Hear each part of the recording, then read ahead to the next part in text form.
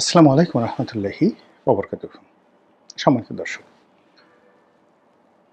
বাংলাদেশের মার্কিন ডিপ স্টেটের যে কর্মকাণ্ড, এটি এখন রীতিমতো ওপেন সিক্রেট।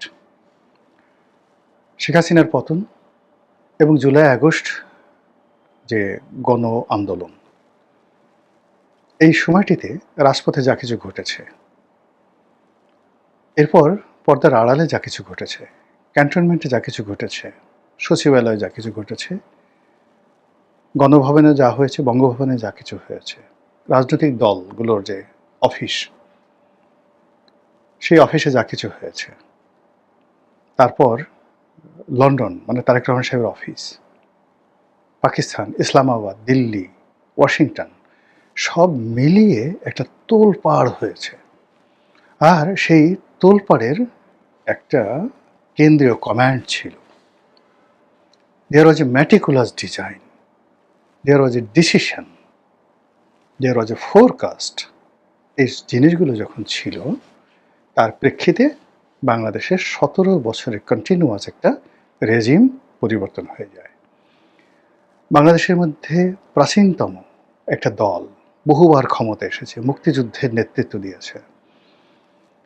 এই দলের ডেডিকেশন, এই দলের যে কর্মী বাহিনী, শক্তি, মত্তা, মানে যেটাকে তারা মনে করতো হিমালয় পাহাড়ের মতো, মুহূর্তের মধ্যে তা তাসের ঘরের মতো তছনছ হয়ে যায়। একটা বই লিখেছিলাম, তাসের ঘরে বাঁশের খুঁটি, মানে এটা একটা লেখা লিখেছিলাম বাংলাদেশ প্রতিদিনে, সম্ভবত 2013 সনের দিকে। যে শেখ হাসিনা যে সৌধ নির্মাণ করছে, তাজমহল নির্মাণ করছে, তারপরে শেখ হাসিনা যে ভিত্তিগুলো তৈরি করছে, সে মনে করছে এগুলো দিল্লির লালকেল্লা, কিন্তু সেগুলো যে তাসের ঘর, সেটা নিয়ে একটা লেখা লিখেছিলাম ইতিহাসের আলোকে, তাসের ঘরে বাঁশের খুঁটি, এবং ওটা নিয়ে আবার কমপ্লেন করে লেখাগুলো নিয়ে একটা বইও ছাপা হয়েছে। এটা one of the best seller বই। তো ওই জিনিসগুলো আসলে তখনই আমাদের মতো কিছু লোক আমরা প্রেডিক্ট করতে পেরেছিলাম। আবার একইভাবে যখন ডক্টর মোহাম্মদ ইউনূস ক্ষমতায় এলেন, তার প্রতি হাইয়েস্ট 3 মাস ডিপ স্টেটের যারা লোকজন, এদেশের এজেন্ট, তারা সবাই তার প্রতি বিশ্বস্ত ছিল, তাকে সহযোগিতা করেছে। এদের মধ্যে অর্থনীতিবিদ ছিল, এদের মধ্যে এনজিও ওয়ার্কার ছিল, এদের মধ্যে ব্যবসায়ী ছিল, এদের মধ্যে রাজনীতিবিদ ছিল, অনেকে, সবাই জাস্ট 3 মান্থ, 3 মাস পরে ডিপ স্টেট যখন দেখলো এটা একটা অথর্ব, অযোগ্য, এর দ্বারা কোনো কিছু হবে না, তাদের স্বার্থ হবে না, কোনো কিছু হবে না, তখন তারা এলোমেলোভাবে লোক খুঁজতে থাকলো। তারা সেই নতুন রাজনৈতিক দল গঠন করার চেষ্টা করলো, তারা জামাতকে শক্তিশালী করার চেষ্টা করলো, তারা বিএনপিকে ক্ষমতা দেওয়ার কথা বললো, তারা আওয়ামী লীগের সঙ্গে যোগাযোগ করলো, আর অনেক কিছু এলোমেলোভাবে। ফলে ডক্টর মোহাম্মদ ইউনূস আসলেন ক্ষমতায় আগস্ট মাসের 8 তারিখে 2024। সেপ্টেম্বর, অক্টোবর, নভেম্বর পর্যন্ত তার এটা ছিল হানিমুন পিরিয়ড, 90 ডেজ। হিসাব করে দেখেন আপনারা, ডিসেম্বর থেকে ডিসেম্বর, জানুয়ারি, ফেব্রুয়ারি, মার্চ, এপ্রিল, মে, জুন, এই জুন পর্যন্ত, অর্থাৎ বাজেট দেওয়া পর্যন্ত, মানে এখানে সবাই হাত লিয়েছে যার যার মতো করে। ডক্টর মোহাম্মদ ইউনূস চেয়েছেন তিনি আরও 50 বছর থাকবেন, আর ডিপ স্টেট চেয়েছে বিকল্প কী করা যায়, কিন্তু কোনো সিদ্ধান্ত নিতে পারেনি। এর মধ্যে আন্দোলন হচ্ছে, মাঠ গরম হচ্ছে, রাজনৈতিক দলগুলো যার যার মতো টানাফেরা করছে, সব কিছু করছে। ঠিক ওই সময়টাতে ডিপ স্টেটের যারা লোকজন, তারা নতুন খেলোয়াড় পাঠালো। কেউ আসলে আমেরিকা থেকে, কেউ দেশ থেকে, এবং তারা বিভিন্ন সেক্টরে তারা সরকারের কাছাকাছি থেকে তারা সময় ক্ষেপণ করতে চাইল।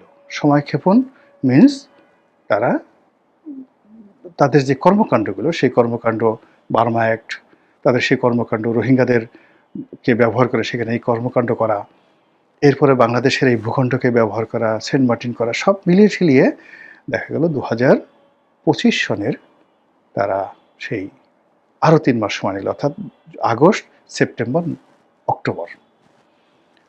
অক্টোবরে এসে তারা সিদ্ধান্ত নিল যে এই বুড়া মিয়াকে দিয়ে আর হবে না। তখন তারা যে কাজটি করল, সেই কাজটি এই ক্ষমতা রাজনৈতিক দলের হাতে দিতে চাইল। তারা যে মিলিটারি হাতে ক্ষমতা দেওয়ার চেষ্টা করেছিল বা সেনাবাহিনীকে দেওয়ার কথা চেষ্টা করেছিল, এটা যে উড়িয়ে দেবেন তা না। কেন ওই ধরনের কথাবার্তা শোনা যাচ্ছিল যে কোনো সময় মিলিটারি ক্ষমতা নিয়ে নিতে পারে। কিন্তু শেষমেশ রাজনৈতিক যে দলগুলো তাদের হাতে তারা ক্ষমতা দিল। কিন্তু ক্ষমতা যারা দিয়েছে এটা অনেকটা সেই ব্রিটিশরা যেভাবে ভারত এবং পাকিস্তানে বিভক্তি তৈরি করেছে, যেভাবে পূর্ব পাকিস্তান, পশ্চিম পাকিস্তান, ভারত, কাশ্মীর, সিকিম, এই সমস্যাগুলো, হায়দ্রাবাদ, এই সমস্যাগুলো ভারতবর্ষের মধ্যে ইংরেজরা তৈরি করে তারপরে তারা চলে গেছে।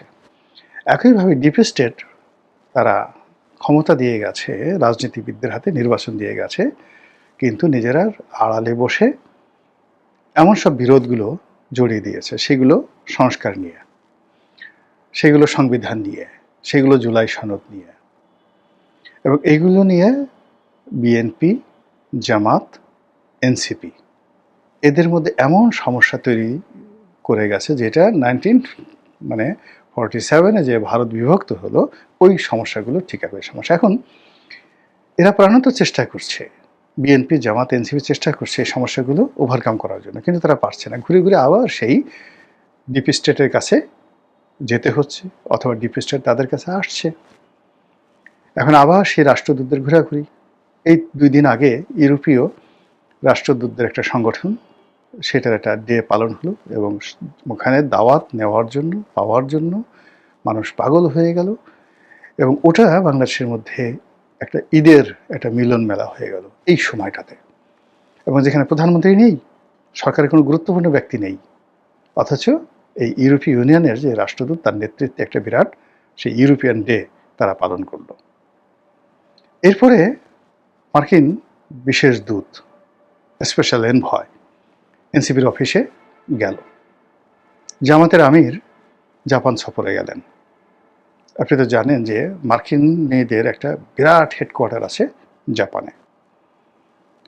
আর জামাতের সঙ্গে আমেরিকার যে সম্পর্ক, সেই সম্পর্ক ডিপ স্টেট অনুযায়ী নির্বাচনের দিন পর্যন্ত ইভেন বিএনপির বেশিরভাগ লোকের ভয় ছিল জামাত ক্ষমতায় আসবে, আর জামাত শতভাগ নিশ্চিত ছিল তারা ক্ষমতায় আসবে।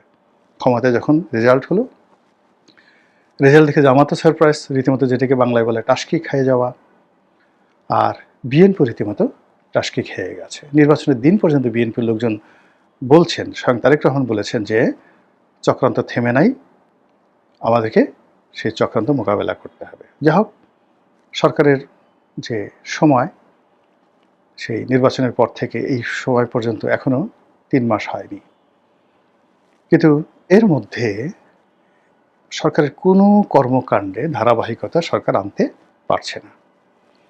কোনো বদনাম হয়নি, কোনো মেজর কোনো ভুল হয়নি, কিন্তু কাজের যে ধারাবাহিকতা সেটা সরকার আনতে পারছে না এই ডিপ স্টেটের চালাকির কারণে। তারা বিরোধী দলকে বিশ্বাস করতে পারছে না, বিরোধী দলও সরকারকে বিশ্বাস করতে পারছে না।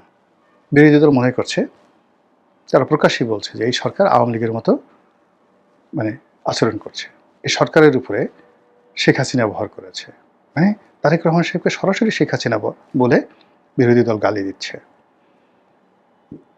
এরপর বিরোধী দল থেকে যে সকল কথাবার্তা বলা হচ্ছে এই অল্প সময়ের মধ্যে, যে শেখ হাসিনা তো পালিয়ে দিল্লি গেছে, আপনারা পালাবেন কোথায়? পালাবার কোনো পথ নেই। বিরোধী দল থেকে বলা হচ্ছে যে আমাদেরকে আবার রাজপথে নামতে হবে, রাজপথেই সবকিছুর সমাধান করতে হবে। সরকার রাগ হওয়ার চেষ্টা করছে, পরিস্থিতি সামাল দেওয়ার চেষ্টা করছে, সরকারের কর্মকাণ্ড করার চেষ্টা করছে, কিন্তু ওখানেও সরকার যে স্বস্তি লাভ করবে, ভালো কিছু করবে, এটা হচ্ছে না।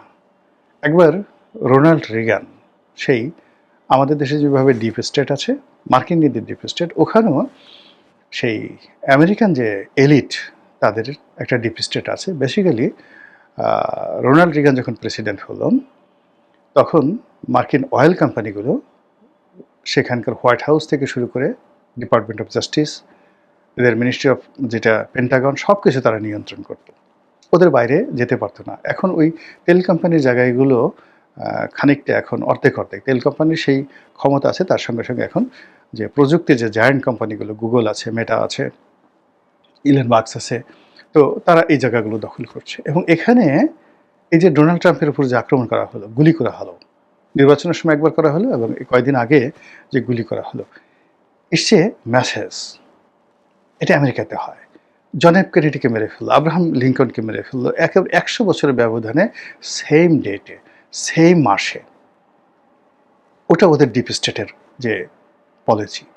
তো রোনাল্ড রিগান সে কী করলো, সেই তেল কোম্পানিদের বিরুদ্ধে তাদের যেটা সিন্ডিকেট, সেই সিন্ডিকেটের বাইরে সে বেরোতে চাইল, সে যুদ্ধবাজ হতে চাইল না, ঘাটাঘাট করে তাকে বিরুদ্ধে তাকে গুলি করে দিল, মারল না। এবং ওই যে তাকে গুলি করলো, গুলি করার পর সে যে স্টপ হয়ে গেল, স্টপ হয়ে ওদের কথা মতো সেই লিবিয়াতে সে আক্রমণ চালালো, বেনগাজিতে আক্রমণ চালিয়ে সেই ইরাকে মেরে ফেললো, যাকে বলা হয় প্রাসাদে আক্রমণ চালিয়ে লিবিয়ার যে গাদ্দাফির যে পালিত কন্যা তাকে মেরে ফেললো। ওরকম জর্জ ডব্লিউ বুশ, বড় বুশ এবং ছোট বুশ তারা কিন্তু মানে এই যে যুদ্ধবাজ বলা হয়, কিন্তু they had nothing to do. ওই মার্কিন ডিপ স্টেটের বাইরে তাদের কিচ্ছু করার ছিল না, যেভাবে এখন ডোনাল্ড ট্রাম্পও আসলে ইচ্ছা করলে অনেক কিছু করতে পারছেন না বা পারবেন না। তো ওই যে ধারাবাহিকতা, ওদের দুটো অংশ, একটা দেশের মধ্যে একটা অংশ, আমাদের বাংলাদেশের বা অন্যান্য দেশে ওদের একটা অংশ। ওই পলিসি 50 বছর, 60 বছর, 70 বছর পরেও কিন্তু ওরা ওই পলিসি, ওদের যে ইরান পলিসি, যেটি 1930 সনে গৃহীত হয়েছিল, ওটা এখনো বলবৎ। তারা 1946-এ যে মধ্যপ্রাচ্যে যে তাদের যে মাস্টার প্ল্যান ছিল, ব্লু প্রিন্ট ছিল ইসরায়েলকে কেন্দ্র করে, ওটা এখনো পর্যন্ত বলবৎ। 1953 সালে তাদের যে বার্মা অ্যাক্ট, সেই বার্মা অ্যাক্ট এখনো বলবৎ। তো কাজেই এই যে তাদের যে ধারাবাহিকতা, সেই ধারাবাহিকতা অনুযায়ী শেখ হাসিনা চলে গেছে, ইউনূস চলে গেছেন, তারেক রহমান সাহেব আসছেন, মার্কিন ডিপ স্টেট শেষ, আর কোনোদিন আসবে না, এই কথা যারা চিন্তা করছেন তারা বোকার স্বর্গে বসবাস করছেন। কাজেই যার যার অবস্থান থেকে যদি আপনার কাছে তথ্য থাকে, উপাত্ত থাকে, আপনি ভালো সিদ্ধান্ত নিতে পারবেন, আপনি সতর্ক হতে পারবেন। আপনি এখানে আমেরিকাপন্থী হন, আমেরিকা বিরোধী হন, আপনি জামাতপন্থী হন, এনসিপি পন্থী হন, অথবা আপনি বিএনপি পন্থী হন, ইভেন আপনি আওয়ামী লীগ করেন, কিন্তু আপনি যদি তথ্য জানেন যে এই বিষয়টি হাউ ইট ইজ অ্যাক্টিং, এটা কিভাবে কাজ করছে, হাউ ইট ইজ অপারেটিং, এটা কিভাবে পরিচালনা করছে, কিভাবে সিস্টেমটা রান করছে, এটা ট্র্যাডিশন কি, এটার ফলাফল কি, এই জিনিসগুলো যদি আপনি দেখেন, ওই যে তাদের যে আফগান নীতি, সেই আফগান নীতি তারা যে রাশিয়ার সাথে যুদ্ধ করার আগে 80-র দশকে গুলবুদ্দিন হেকমতিয়ারের সময়টিতে তারা যে আফগান নীতি নিয়েছিল, সেই আফগান নীতির প্রেক্ষিতে তারা জুলফিকার আলী ভুট্টোকে মেরে যেভাবে জেনারেল জিয়াকে তারা ক্ষমতা আনলো, আবার সেই জেনারেল জিয়াকে দিয়ে পুরো তালেবানদেরকে, পুরো আফগান মুজাহিদদেরকে ট্রেন আপ করে যেভাবে রাশিয়াকে সেখান থেকে তাড়িয়ে তারা তাদের ক্ষমতা বসালো, এবং ক্ষমতা যখন শেষ, জেনারেল জিয়াকে হেলিকপ্টার উঠিয়ে তারা মেরে ফেললো। This is their policy. এই জিনিসগুলো আপনি পড়লে, এই জিনিসগুলো আপনি জানলে আপনার গা কাঁটা দিয়ে উঠবে। ফলে আমরা এই বাংলাদেশে যে এখনো আছি, চারিদিকে অসংখ্য বিপদ বিপত্তি, তার মধ্যেই চলতে হবে। এই জন্য তথ্য জানলে সুবিধা, না জানলেই অসুবিধা। মহান আল্লাহ আমাদের সবাইকে হেদায়েত দান করুন এবং হেফাজত করুন। আসসালামু আলাইকুম ওয়া রাহমাতুল্লাহি ওয়া বারাকাতুহু।